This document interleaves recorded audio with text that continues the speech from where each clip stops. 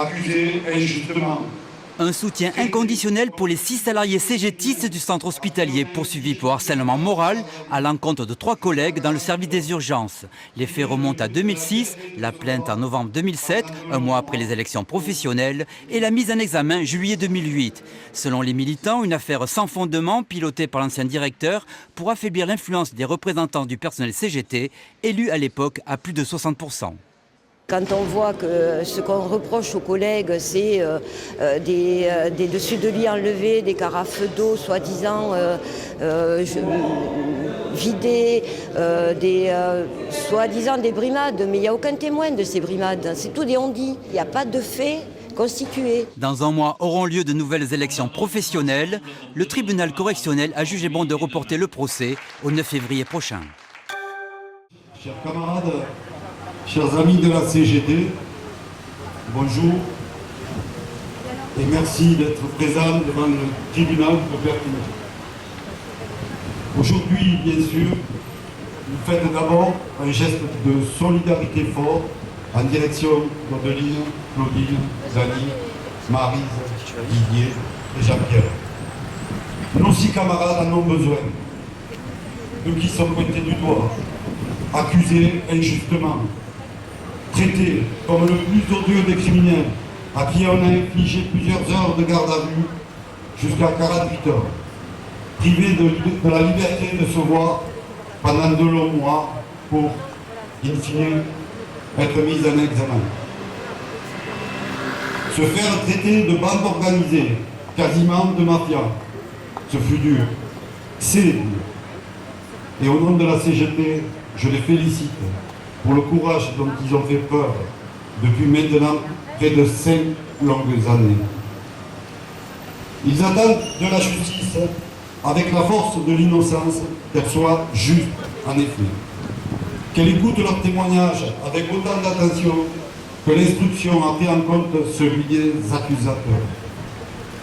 Que la vérité apparaisse pour enfin se sentir libre.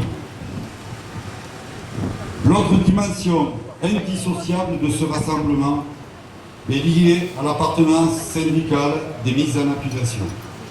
Tous syndiqués CGT, élus ou dirigeants du syndicat CGT de l'hôpital Job.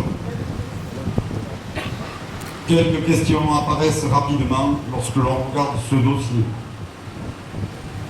Est-il anodin que le départ de la plainte ait lieu quelques jours après les élections 2007 de l'hôpital, remportées avec 60% des voix par la CGT? Est-il anodin qu'une autre organisation syndicale qui espérait et annonçait haut et fort reprendre la majorité, avec, il faut le souligner, malheureusement, la complaisance de la direction de l'hôpital de l'époque, soutienne les accusatrices et sincère dans son action syndicale?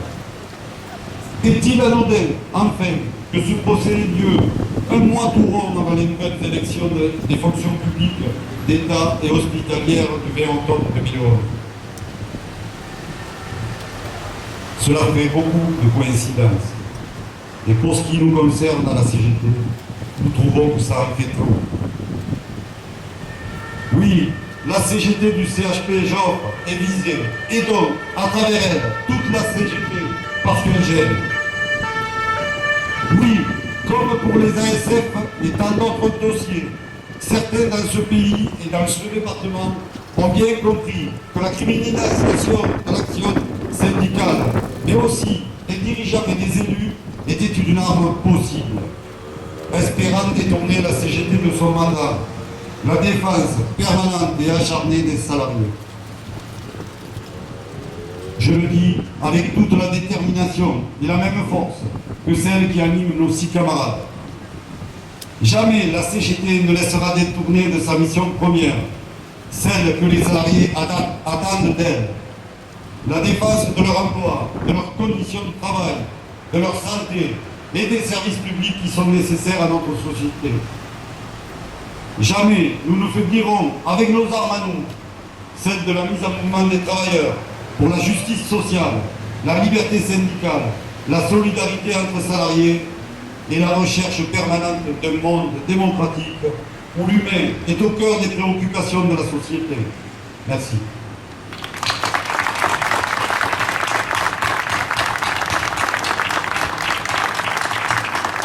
Je passe la parole aux camarades de la Fédération de santé, représentants régionaux et de la Fédération. Oui, Sylvie Brunel. Je viens au nom des syndicalistes à la fois de la région Languedoc-Roussillon, de la santé et de l'action sociale et aussi au niveau national, puisqu'on s'est réunis la semaine dernière. Pour nous, c'est extrêmement important de soutenir les camarades qui sont donc aujourd'hui vus comme des criminels, comme des délinquants, et ça, on ne peut pas le laisser faire. Alors, je vais le dire, j'ai pris la parole, nos collègues de l'hôpital, il y en a la plupart, qu'ils soient responsables, n'ont pas dormi la nuit, trouvent que c'est inadmissible depuis 2007 que ça dure. On pensait que l'affaire s'est classée sans suite. Eh bien non, et ça ressort, comme l'a dit Pierre, au moment des élections. Je crois qu'on est au XXIe siècle, on ne peut plus accepter ces attaques sur les syndicalistes et plus spécialement là sur la CGT. Et c'est important de le dire haut et fort parce que les patrons dans les boîtes l'utilisent, mais aussi, vous voyez, dans la fonction publique pour nous faire peur et dire ne devenez pas des militants, mais la CGT a toujours soutenu ces militants. Et j'espère qu'on pourra continuer à Perpignan de travailler normalement. Comme je l'ai dit, on est bien au XXIe siècle.